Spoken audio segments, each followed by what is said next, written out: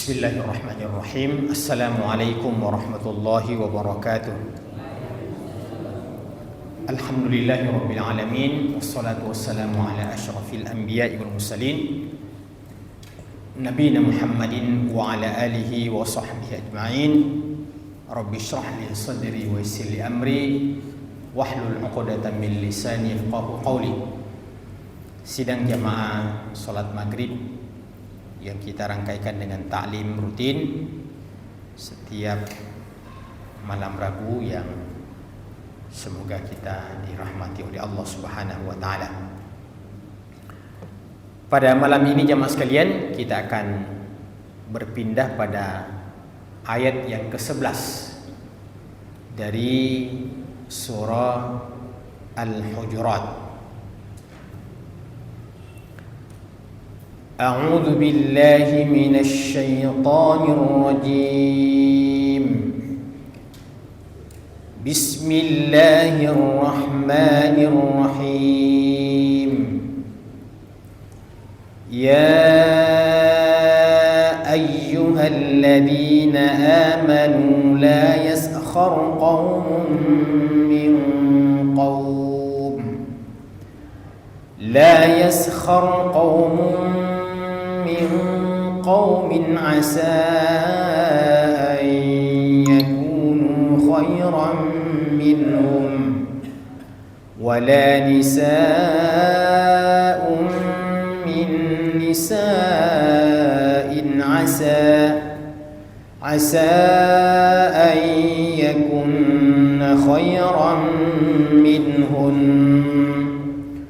wala talmizu أنفسكم ولا تنابزوا بالألقاب بئس الاسم الفسوق بعد الإيمان ومن لم يتب فأولئك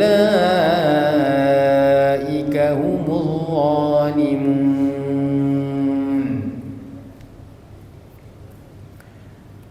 يا أيها الذين آمنوا, hai orang-orang yang beriman, la yaskhar qaumun min qaum, janganlah satu kaum mengolok-olok kaum yang lain. Asa ayyakunu khairan minhum, karena bisa saja yang diolok-olok itu lebih baik daripada yang memperolok-olokkan. Wala nisa'um min nisa', dan jangan pula sekelompok wanita mengolok-olokkan sekelompok wanita yang lain. Asa ayyakunna khairan minhun, karena bisa saja sekelompok wanita yang diolok-olokkan lebih baik daripada sekelompok wanita yang mengolok-olokkan. Wala talmizu anfusakum, dan janganlah kalian mencela diri-diri kalian.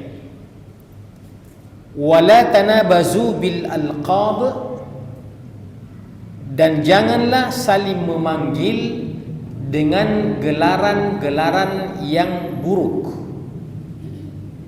Bi'sal ismul fusuqu ba'dal iman, sebaik-baik nama kefasikan setelah keimanan. Wa man lam yatub fa ulaika humudz zalimun, dan barang siapa yang tidak bertaubat, maka mereka itulah orang-orang yang zalim. Jamaah sekalian, ayat ke-10 itu bercerita tentang persaudaraan yang kita sudah bahas dua kali pertemuan.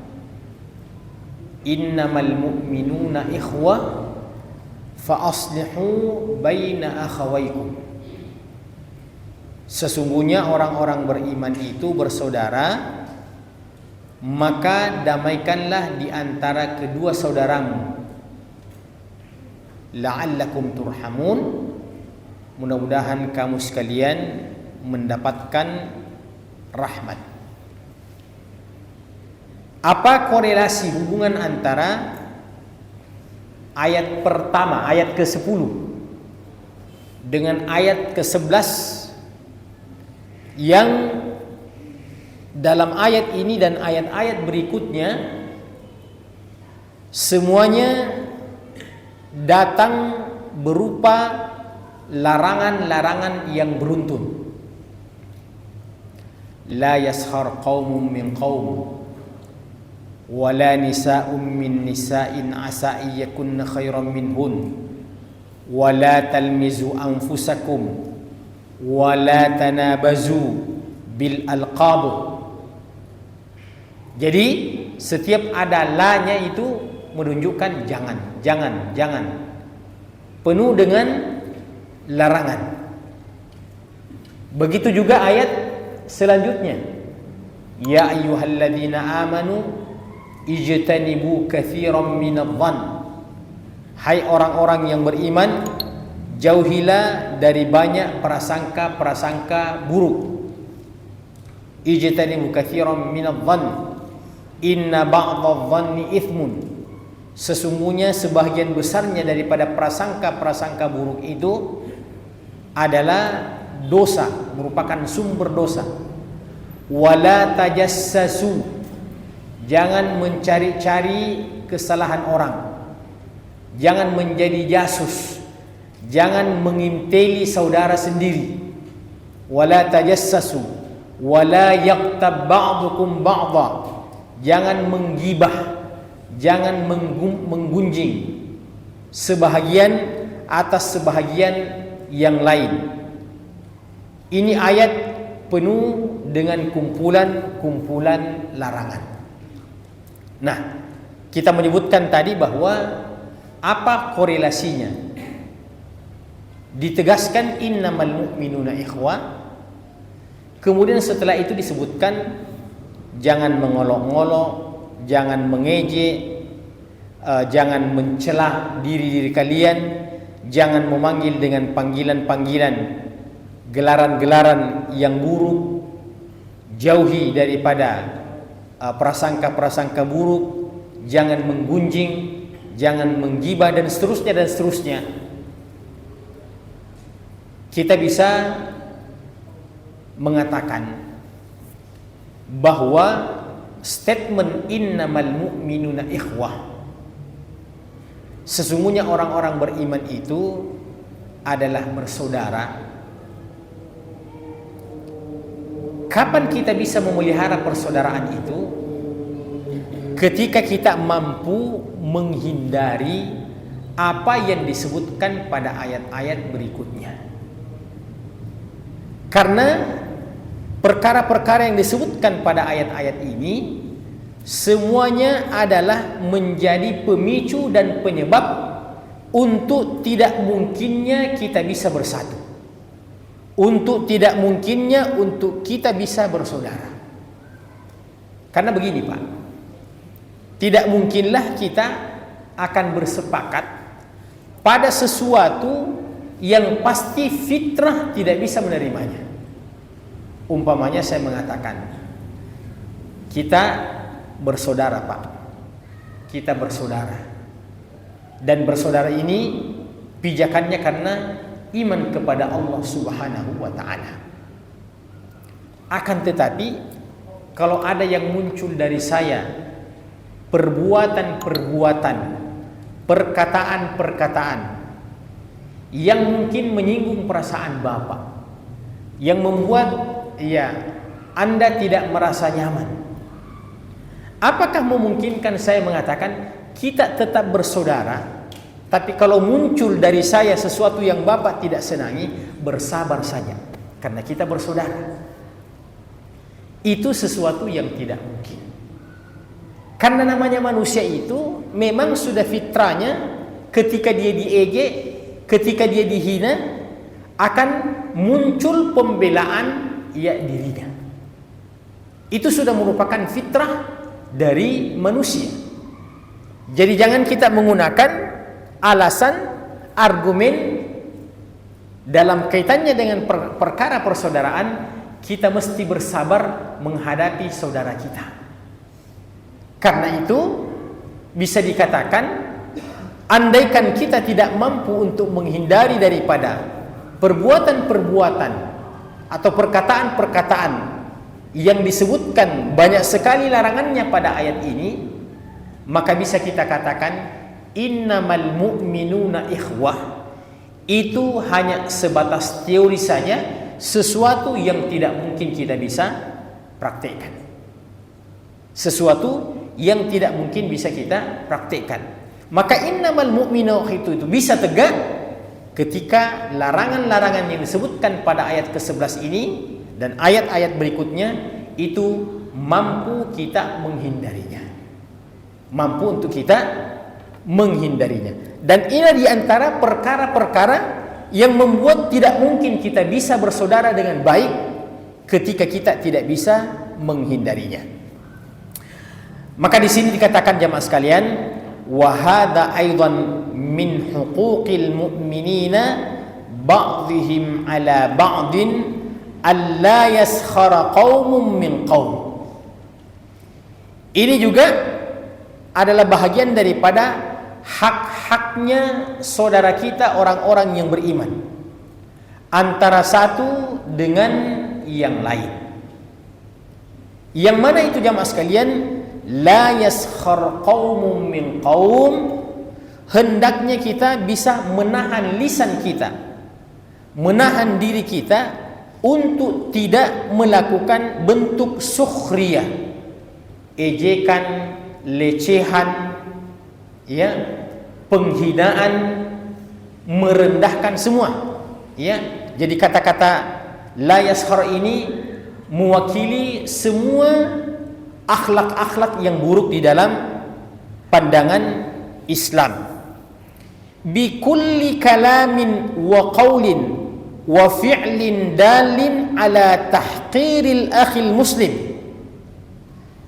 berlaku secara umum seluruh ungkapan-ungkapan, seluruh perkataan-perkataan, seluruh perbuatan-perbuatan yang menunjukkan bahwa perkataan dan perbuatan tersebut adalah menunjukkan merendahkan saudara kita yang lain.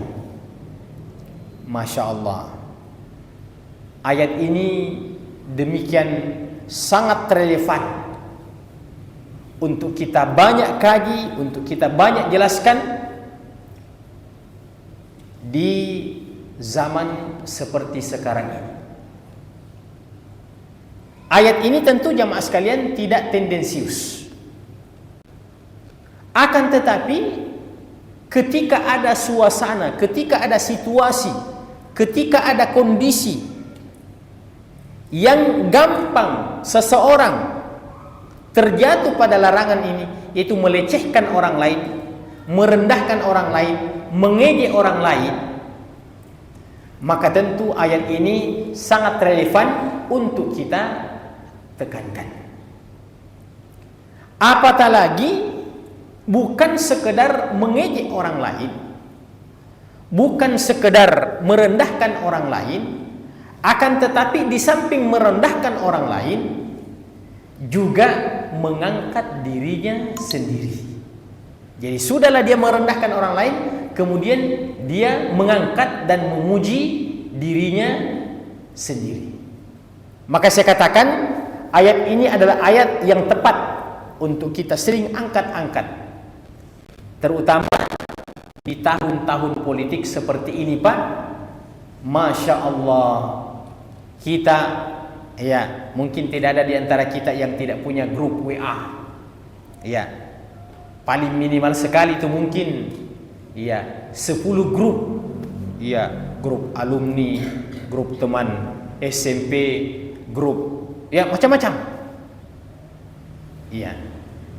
Dan kita lihat apa yang berseliweran di situ.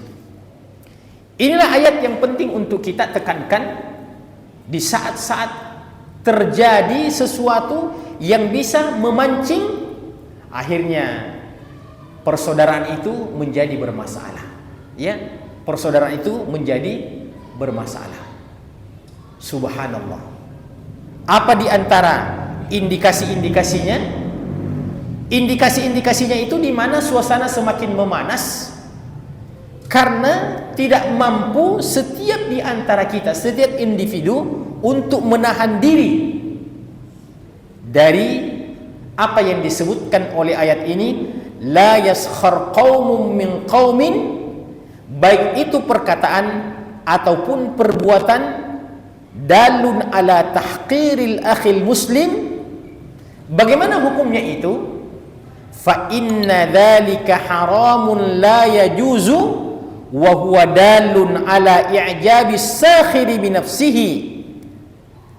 Ini adalah hukumnya haram, tidak boleh, dan itu menunjukkan bahwa orang tersebut takjub pada dirinya sendiri, kemudian dia merendahkan orang lain.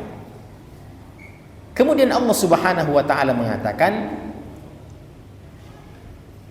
asa ayyakunu khairan minhum.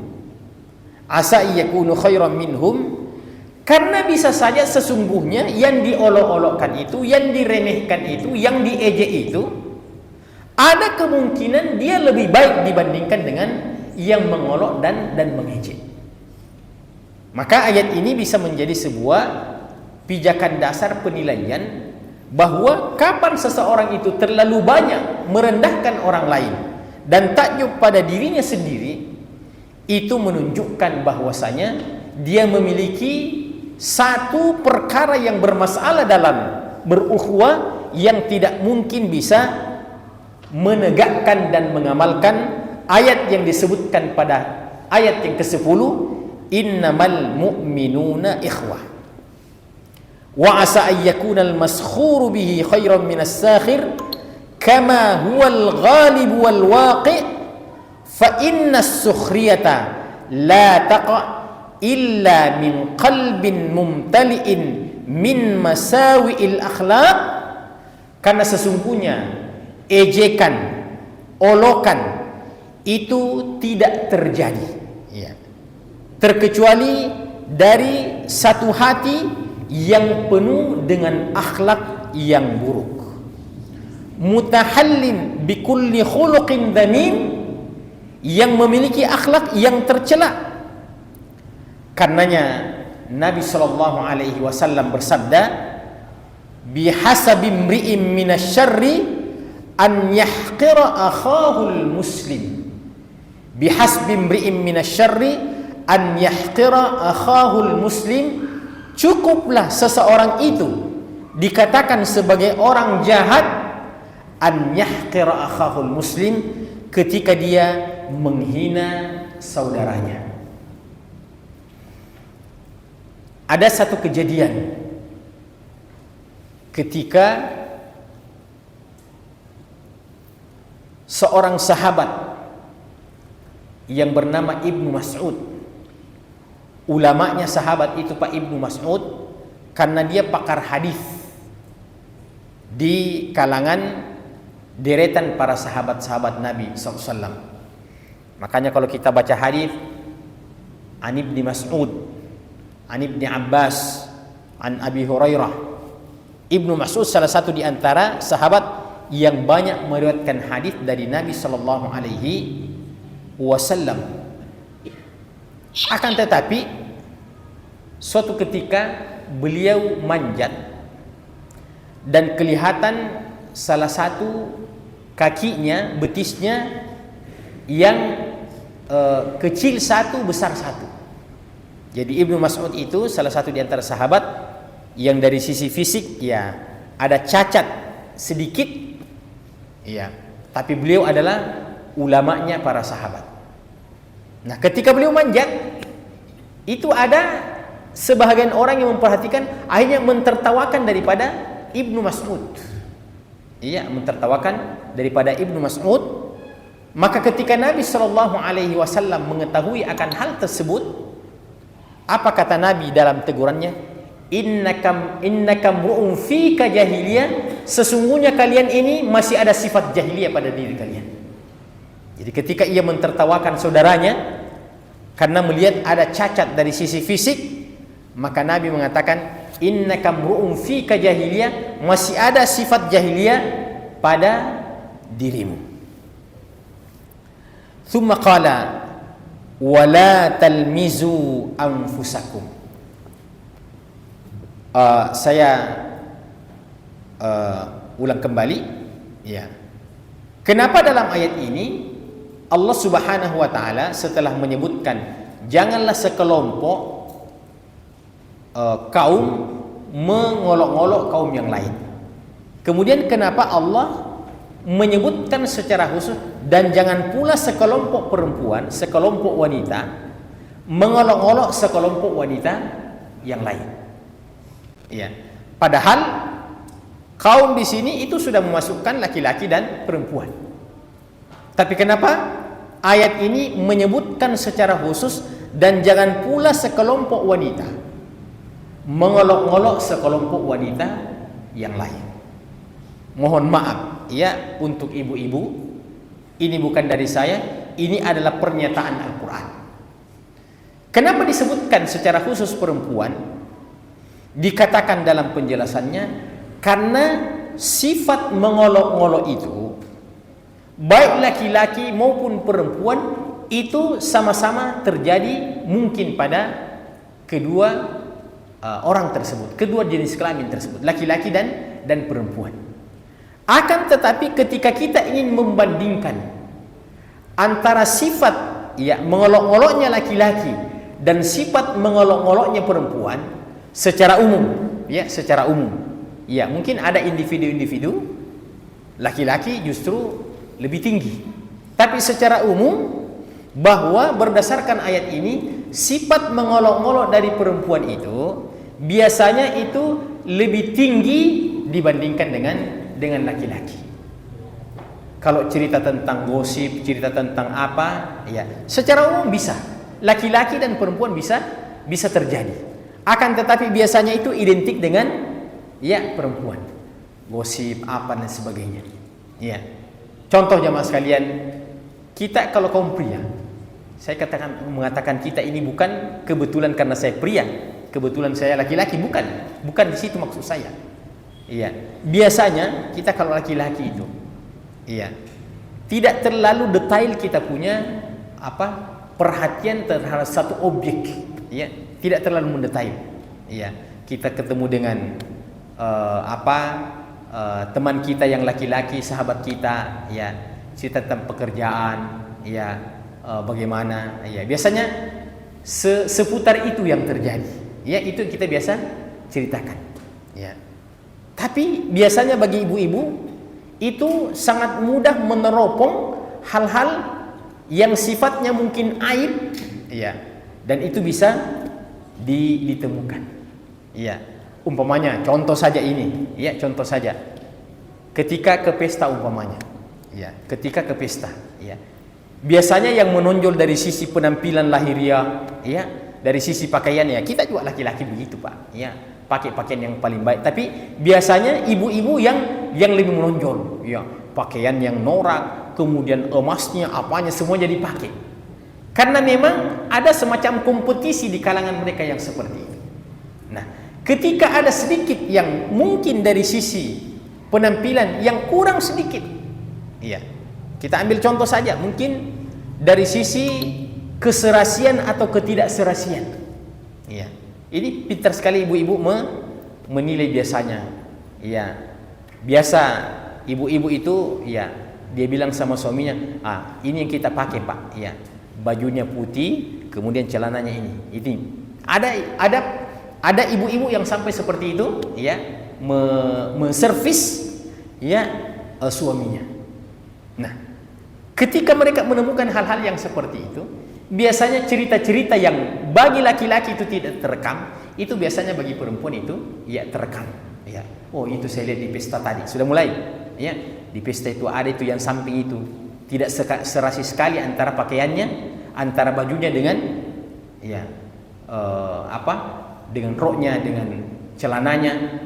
Biasanya cerita-cerita seperti yang detail itu biasanya datang dari kalangan ibu-ibu, dengan tidak menafikan bahwa itu mungkin juga terjadi pada laki-laki. Namun secara umum sifat yang seperti itu lebih menonjol bagi perempuan. Karenanya Allah menekankan secara khusus dengan mengatakan wala nisa'um min nisa'in asa ayyakunna khairan minhun, dan jangan pula sekelompok wanita mengolok-olokkan sekelompok wanita yang lain.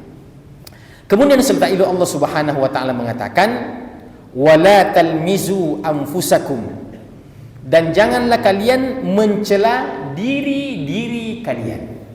Nah, ini menarik untuk kita fahami juga, Pak. Kenapa ayat ini mengatakan janganlah mencela diri-diri kalian? Apa memungkinkan saya mencela diri saya, Pak? Ya? Apa memungkinkan kita ini mencela diri kita? Ya. Sejelek-jeleknya saya tidak pernah mencela diri saya. Itulah sifat dasar manusia. Iya. Yang dimaksud di sini janganlah kalian mencela diri kalian adalah janganlah kalian mencela orang lain. Janganlah kalian mencela orang lain. Itu sesuatu yang bisa. Ya. Tapi mencela diri kita sendiri, bilang jelek sekali saya ini, ya. Tidak bagus sekali saya ini, itu tidak, Pak. Ya. Tidak. Nah, kita ingin memahami kenapa Allah mengatakan wala talmizu anfusakum, jangan mencela diri kalian, padahal maksudnya jangan mencela saudara kalian, jangan mencela orang lain. Isyarat bahwasanya sesungguhnya orang muslim itu adalah bagaikan satu tubuh. Al-muslimu kal jasadil wahid. Orang muslim itu, orang beriman itu bagaikan satu tubuh. Karena kalau saya mencela orang lain, itu sama dengan mencela diri saya sendiri. Ya, kalau saya mencela orang lain, kalau saya mengejek orang lain, kalau saya merendahkan orang lain, itu artinya sama dengan saya merendahkan diri saya sendiri. Itulah rahasianya kenapa ayat itu menggunakan kata-kata wala talmizu anfusakum, jangan mencela diri kalian, tidak mengatakan jangan mencela orang lain. Isyarat bahwa al-muslimu kal jasadil wahid, orang beriman itu adalah bagaikan satu tubuh. Ketika satu bahagian tubuh yang sakit, pasti yang lain akan ikut ya merasakannya. Itulah ya solidaritas yang merupakan salah satu di antara perkara yang harus ada dalam persaudaraan yang didasari karena keislaman. Aila ya'ib ba'dukum ala ba'din wal lamzu bil qawli wal hamzu bil fi'li. Jadi mencela orang lain itu jamaah sekalian bisa dengan perkataan, bisa juga dengan perbuatan. Bisa dengan perkataan dan bisa dengan perbuatan. Kalau perkataan namanya lumazah. Kalau perkataan namanya lumazah. Kalau perbuatan namanya humazah. Jadi mencela dengan perkataan itu namanya lumazah. Mencela dengan perbuatan itu namanya humazah. Karenanya Allah mengatakan wailun likulli humazatil lumazah. Bayangkan itu, Pak. Mencela, mengejek dengan perbuatan dan perkataan, wailun itu adalah neraka wail. Artinya diancam dengan neraka wail. Iya. Wailun likulli humazatil lumazah. Iya. Kalau perkataan itu ya segala sesuatu yang membuat orang merasa tidak nyaman. Segala sesuatu yang membuat orang lain merasa tidak nyaman, itu lumazah yang berkaitan dengan perkataan. Iya. Pokoknya apa saja yang kita gunakan membuat orang lain tidak nyaman. Iya. Tapi seperti debat capres kemarin itu, kayaknya memang itu harus selalu menjatuhkan. Kayaknya memang begitu anunya.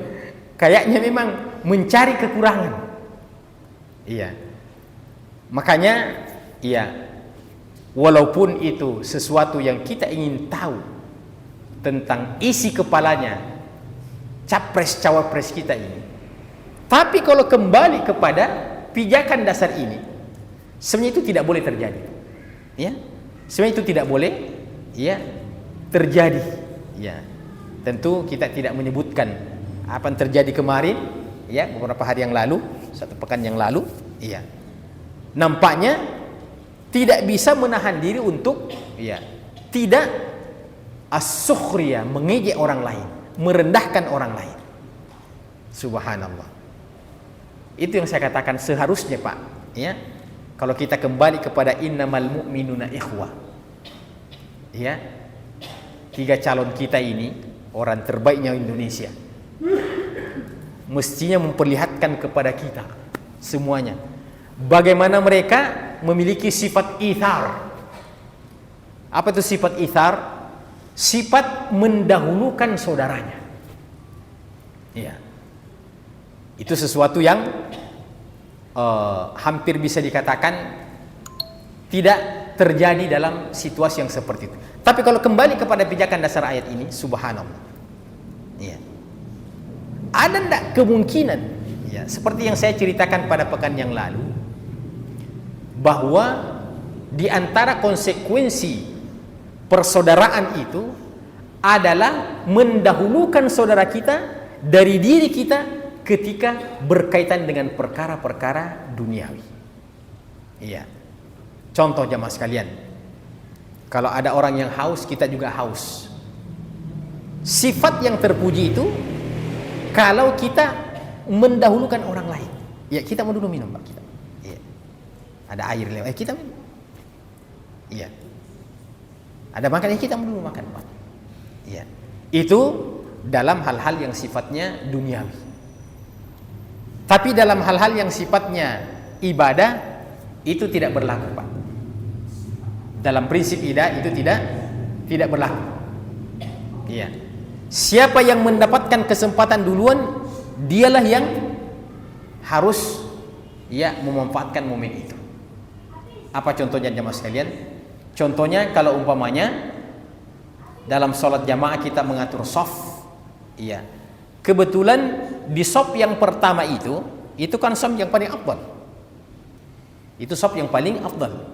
Kata Nabi SAW, andaikan kalian mengetahui tentang keutamaan shaf yang pertama, niscaya kalian akan mau melakukan undian siapa yang pemenang untuk bisa berada pada shaf yang terdepan. Iya. Nah, biasanya yang terjadi justru kita saling mempersilahkan, ya kita duluan Pak. Itu sebenarnya dalam prinsip ibadah tidak begitu Pak. Dalam prinsip ibadah, siapa yang mendapatkan kesempatan, dia yang mengambil keutamaan itu. Begitu ada tempat yang kosong satu di depan, dia langsung melompat. Iya. Tidak harus memikirkan orang lain, kita mau duluan Pak. Di samping itu membuat juga lama prosesnya baru kita bisa sholat jamaah karena saling mempersilahkan. Iya. Yang benar itu adalah siapa yang mendapatkan kesempatan, ya, maka dialah yang duluan. Ada memang kaidah yang mengatakan la ithara fil ibadah, tidak perlu mendahulukan orang lain dalam persoalan ibadah. Tapi dalam persoalan hal-hal yang sifatnya kebutuhan duniawi, maka ini yang sangat dianjurkan di dalam ya agama kita. Iya. Andaikan kemarin ini di debat capres itu kita melihat, ya, walaupun mungkin itu sekedar, ya, bagaimana, tapi kita ingin melihat mereka bertiga berembuk ini, ya, mengatakannya kita mi Pak, kita mi yang anu, ya, kita mi yang maju, ya. Yang satu mengatakan, ya, Anda lah yang maju, saya kodok ini apa tuan saya ini, ya. Pak Anies mengatakan kepada Pak Ganjar, kita mi Pak Ganjar, ya. Pak Ganjar mengatakan, kau mi dek, kau lebih mudah, lebih fresh. Ya, datang Pak Prabowo, iya, kami berdua, kau saja. Luar biasa itu kira-kira. Kalau seandainya dalam prinsip-prinsip muamalah kita, walaupun ada kepentingan di situ, tapi sifat ithar itu senantiasa nampak. Dan ini bukan teori di kalangan para salafus soleh yang kita ceritakan Dulu di antara tanda-tanda dan contoh-contoh persaudaraan mereka,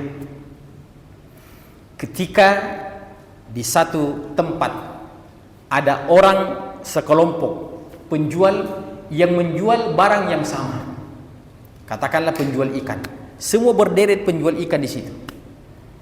Tentu kemungkinan untuk mendapatkan pembeli pertama itu yang berada pada yang di depan. Maka begitu masuk pelanggan pertama, dia beli ikan di yang pertama, penjual yang pertama, karena dia yang paling depan. Begitu masuk, dibeli lagi ikannya. Begitu masuk, dibeli lagi ikannya. Ini kasihan yang urutan kedua, ketiga belum dapat apa-apa. Ya. Dulu diceritakan oleh para ulama, di kalangan para penjual saja itu memiliki sifat ithar. Ketika saya umpamanya berada pada bagian depan dan saya sudah mendapatkan pembeli pertama, begitu ada calon pembeli yang masuk yang nampaknya akan membeli barang saya lagi, saya mengatakan, ya terima kasih banyak Pak, ya saya sudah dapat pembeli tadi, ini kasihan temanku yang di samping ini, ya sudah 3 kali saya dapat, belum ada kasihan dia dapat, di sebelum kita beli. Itu contoh daripada akhlaknya orang-orang dulu. Iya, ada di Aceh Dengok kira-kira begitu Pak. Masya Allah. Ini salah satu di antara contoh akhlaknya innamal mu'minuna ikhwah. Tapi ada satu hal Pak yang saya ingin sebutkan. Saya biasa lihat, ya. Saya biasa alami itu kalau masuk pasar tradisional biasanya, ya saya biasa belanja di Hertasni, ya. Sehingga beli ikan. Ya. Jadi kalau kita masih belum sampai ke tempat di depannya penjual-penjual ikan itu, ya. Nah, penjual-penjual ini semua porter ikan Pak, sini Pak. Ya. Dan itu tidak mengapa. Ya.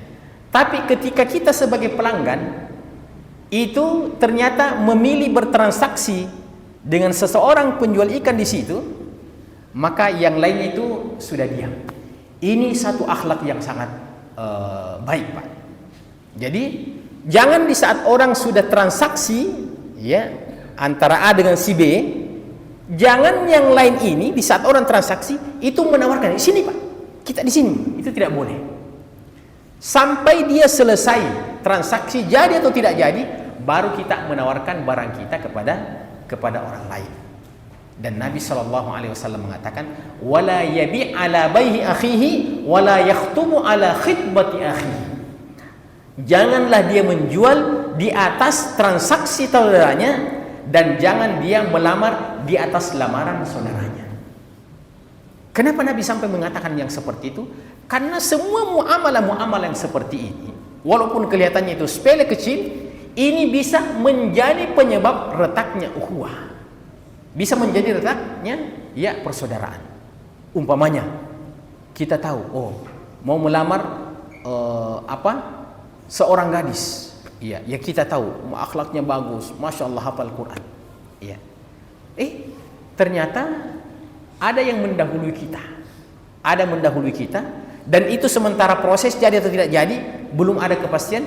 Itu tidak boleh ada orang kedua yang datang untuk, ya, masuk juga, karena itu bisa merusak daripada, ya, persaudaraan. Itu bisa merusak daripada persaudaraan.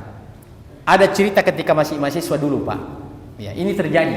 Teman yang cerita, ada salah seorang teman yang menemani temannya untuk pergi melamar, ya. Jadi melamar yang sifatnya, ya, nekat, ya, tidak ditemani oleh keluarganya, pokoknya dia pergi melamar sendiri. Di saat dia mau pergi melamar katanya, ya, ternyata ya memang sangat darurat sekali, tidak ada janji apa dan sebagainya. Ternyata tidak ada ini orang tuanya perempuan ini, ya. Akhirnya, ya, 2 teman ini, yang satu pulang, yang mau melamar itu pulang, ya. Ternyata dia tahu bahwa yang mau dilamar ini, masya Allah, ternyata cantik. Akhirnya dia tinggal, dia tunggui Pak sampai datang orang tuanya, dan dia yang melamar, dia yang diterima. Itu terjadi, ya. Ketika masih kuliah dulu di Jakarta, jadi dia bilang sama saudaranya, saya itu tinggal, kenapa kau pulang? Ini contoh daripada merusak persaudaraan, ya. Contoh daripada merusak persaudaraan. Begitu juga ketika orang sementara transaksi, kita tidak boleh masuk, iya. Terkecuali kalau sistem penjualan itu adalah sistem penjualan lelang, itu boleh. Namanya juga lelang, boleh. Tapi kalau yang jual beli yang biasa, itu tidak boleh kita masuk, karena itu sudah ada hadisnya. Nabi mengatakan, wala yabi' ala bai' akhihi, jangan dia bertransaksi di atas transaksi saudaranya. Umpamanya orang sementara transaksi begitu, tiba-tiba kita mengatakan, sini kok, ini lebih murah. Tentu itu merusak persaudaraan. Biarkan dia selesai, iya, jadi atau tidak jadi. Ketika dia sudah selesai, baru kita bisa menawarkan kepada orang lain. Sedikit lagi jamaah sekalian. Iya. Yang bagi an yakuna hadza halun kal jasadil wahid wa li annahu idza hamazahu ghairahu aujaba lil ghairi an yahmizahu. Tadi kita sebutkan bahwa lumaza itu perkataan. Kalau humaza itu perbuatan, dan semuanya adalah indikasi mengejek. Istilah kita pada hari ini, perbuatan itu adalah bahasa tubuh. Itu adalah bahasa tubuh. Umpamanya, kalau perkataan memang kita langsung mengatakan, iya, jelek sekali orangnya itu. Nah, itu sudah lumaza. Tapi kalau humaza, dia bukan perkataan, tapi mungkin dia berupa isyarat-isyarat. Iya. Dan itu bisa memang membuat orang tersinggung. Iya. Coba contohnya, Pak. Contohnya. Ini hanya lirikan mata saja, Pak. Cuma kita copy teman-teman. Coba. Itu sudah humaza, Pak. Itu semua humaza. Itu sudah masuk humaza yang Allah katakan wailun, neraka wail orang yang melakukan perbuatan seperti itu. Ya, kan biasa kita istilahnya mau mengejek orang tidak sempat mengungkapkan kata-kata, ya, cuma mengisyarat. Ya, dan ketika orang itu melihat, Pak, pasti dia tersinggung berat. Oh, ternyata saya. Makanya dalam Islam itu lengkap, Pak. Lengkap. Apa kata Nabi? Janganlah dua orang saling berbisik dan tidak melibatkan yang ketiga kalau mereka bertiga. Jadi kalau kita ada 3 orang, Pak, ya, jangan dua yang berbisik di hadapan saudaranya yang satu yang dia tidak libatkan. Ya, pokoknya. Pasti yang satu, saya nak cerita itu. Itu demikian lengkapnya etika dalam Islam itu. Apalagi kalau umpamanya dia berbisik baru dia lihat. Sudah. Ya. Pasti itu akan retak namanya persaudaraan. Maka Nabi mengatakan, janganlah berbisik 2 orang yang tidak melibatkan ya saudaranya yang ketiga. Begitu Islam sangat tinggi etika yang dijunjungnya, sehingga ayat ini adalah ayat yang sangat relevan untuk kita selalu ulang-ulang di tengah-tengah masyarakat kita. Apalagi di zaman-zaman seperti ini, saya katakan sangat rentan, ya, sangat rentan. Iya. Ada nasihatnya Buya Yahya itu yang viral itu. Iya. Dia bilang, pujilah semaksimalnya calon yang kau pilih. Ya. Puji, pokoknya Masya Allah, Pak, ini begini-begini. Akan tetapi tahanlah dirimu untuk mencelah orang lain. Ya, tahanlah dirimu untuk mencelah orang lain. Itu nasihatnya Buya Yahya. Ya, dalam situasi-situasi yang seperti ini, yang penting untuk kita memahami daripada etika tersebut. Karena kalau tidak, jamaah sekalian, innamal mu'minuna ikhwah itu tinggal sebagai teori saja, sesuatu yang tidak bisa kita praktekkan dalam kehidupan keseharian kita. Demikian jemaah sekalian, semoga bermanfaat. Subhanakallahumma bihamdika asyhadu an la ilaha illa anta astaghfiruka wa atubu ilaik. Wa akhiru da'wana alhamdulillahirabbil alamin. Wassalamualaikum warahmatullahi wabarakatuh.